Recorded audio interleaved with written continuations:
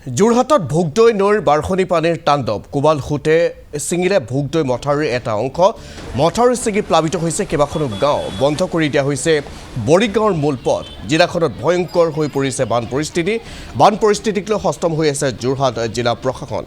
আমি যোৰহাটৰ দৃশ্যাংশ এই মুহূৰ্তত দেখুৱাইছোঁ যোৰহাটত ভোগদৈ নৈৰ বাৰখনি পানীৰ এয়া হৈছে তাণ্ডৱ কোবাল খুটে ছিঙিছে ভোগদৈৰ মথাউৰিৰ এটা অংশ মথাউৰি ছিঙি প্লাবিত হৈছে কেইবাখনো গাঁও ইতিমধ্যে কেইবাখনো গাঁও জলমগ্ন হৈ পৰিছে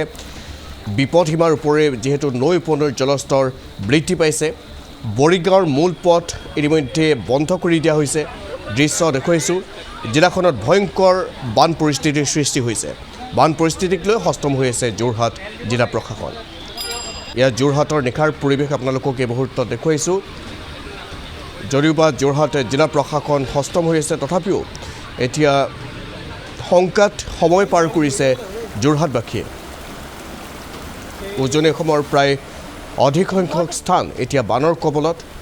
যোৰহাটত ভোগদৈ নৈৰ বাৰখনি পানীয়ে মথাউৰি ছিগিছে কোবাল খুটে এনেধৰণে বিভিন্ন অঞ্চল প্ৰৱেশ কৰিছে আৰু তাৰ পাছতে জলমগ্ন হৈছে বিস্তীৰ্ণ এলেকা ইফালে তিতাবৰতো ভয়াৱহ বান পৰিস্থিতিৰ সৃষ্টি হৈছে দৃশ্যাংশ এই মুহূৰ্তত দেখুৱাইছোঁ এয়া হৈছে তিতাবৰৰ বানৰ কবলত পৰিছে কেইবাটাও অঞ্চল কেইবাখনো গাঁও সম্পূৰ্ণৰূপে জলমগ্ন হৈছে আশ্ৰয় শিবিৰলৈ ঢাপলি মেলিবলগীয়া হৈছে বন্যাক্ৰান্তই বানপীড়িতৰ কাষত স্থানীয় বিধায়ক ধীৰাজ গোৱালা বন্যাক্ৰান্তৰ সমস্যাৰ বুজ লৈছে বিধায়কগৰাকীয়ে তিতাবৰৰ দৃশ্যাংশ দেখুৱাইছোঁ তিতাবৰতো ইতিমধ্যে কেইবাখনো গাঁও যিহেতু জলমগ্ন হৈছে পানী সোমাইছে গাঁওসমূহত তাৰ পাছতে স্থানীয় যিগৰাকী বিধায়ক আছিল ধীৰাজ গোৱালাই বান পৰিস্থিতি পৰ্যবেক্ষণ কৰিছে আশ্ৰয় শিবিৰলৈ ঢাপলি মেলিবলগীয়া হৈছে বন্যাক্ৰান্তই তিতাবৰত আচলতে যি মুষলধাৰ বৰষুণ ইয়াৰ পিছতে যথেষ্ট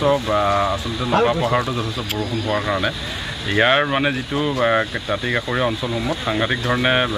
পানীৰ বাঢ়িছে আৰু বিশেষভাৱে আমাৰ বৰহোলা অঞ্চলত আমাৰ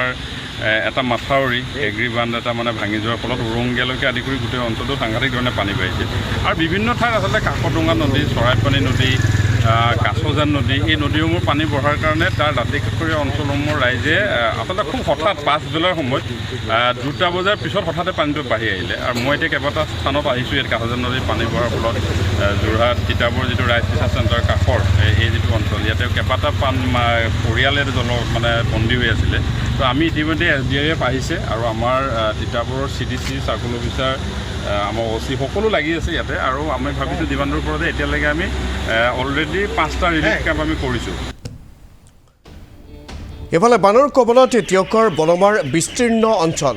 পুঠি নদীৰ বাৰখনি পানীত ত্ৰস্তমান বন্যাক্ৰান্ত প্ৰলয়ংকাৰী বানত দিখৰা হৈ পৰিছে বন্যাক্ৰান্ত ঘৰবাৰীৰ লগতে পানীত বুৰ গৈছে ব্ৰইলাৰ ফাৰ্ম এই মুহূৰ্তত সেই দৃশ্যাংশ দেখুৱাইছোঁ ব্ৰইলাৰ ফাৰ্ম বুৰ যোৱাত হাহাকাৰ লাগিছে গৰাকীৰ ফাৰ্মখনৰ গৰাকী ভাস্কৰ বুঢ়াগোহাঁইৰ নামৰ এজন লোক মৃত্যুৰ উপক্ৰম ঘটিছে শতাধিক ব্ৰইলাৰ মুৰ্গী মানে যোৱা নিশাৰ পৰা মুষলধাৰ বৰষুণৰ ফলত আমাৰ বলমা গোহাঁইগাঁও অঞ্চলৰ মোৰ নাম শ্ৰী ভাস্কৰ বুঢ়াগোহাঁই মোৰ ফাৰ্মত মানে পানী এনেকুৱা হৈ গ'ল গোটেই অৱস্থা বেয়া মানে 3200 মুৰ্গী আছিলে প্ৰায় 700-800 গ্ৰামৰ হৈছিলেগৈ আৰু এতিয়া প্ৰায় মৰিয়ে এদাই হ'ল মানে আৰু 200-300 মান আছেগৈ আৰু মৰিবলৈ মানে উটি গৈ আছে মানে অৱস্থা দিশহৰা হৈ গৈছোঁ কি কৰিলে ভাল হ'ব মানে একো মানে মৰিয়ে পোৱা নাই কিনো কৰিম এতিয়া মানে ইটো কৰিবও নোৱাৰি সিটো কৰিব নোৱাৰি এতিয়া আমিতো কৰি আছোঁ বতৰে বিধি পথালি দিছে মানে সমস্যাই হৈ গৈছে এতিয়া কোম্পানীয়ে কি বা কয় কোম্পানী ফাৰ্মহে এতিয়া সমস্যাটো সেইখিনিতে এতিয়া মানে আগতে ইমান পানী নহয় হয় কিন্তু এনেকৈ আমাৰ এইবাৰ যিমান হৈছে মানে সিমান নহয় পানীটো বহুত কম পানী হয় এতিয়াতো আমাৰ ঘৰৰ ভিতৰত এআঁঠু পানী এতিয়া ফাৰ্মত এআঁঠু হৈ গ'ল ভেটি বোলে চাপৰ আছিল সেইটো বেলেগ কথা ভেটিও পূৰা ওখ আছিলে ফাৰ্মত ধুনীয়াকৈ কৰিছিলোঁ কিন্তু সেয়া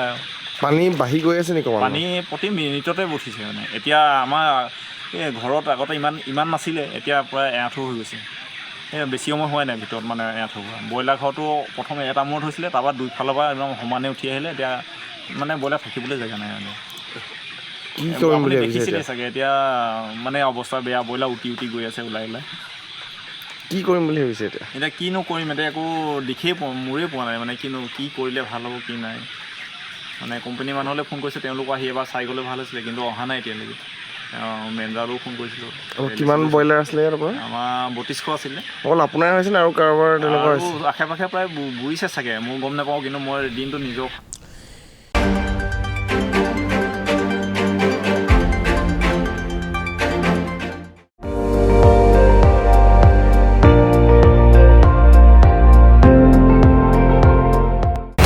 আপুনি চাই আছে ND24, সৰ্বশ্ৰেষ্ঠ নহয় সৰ্বোত্তমৰ দৌৰত।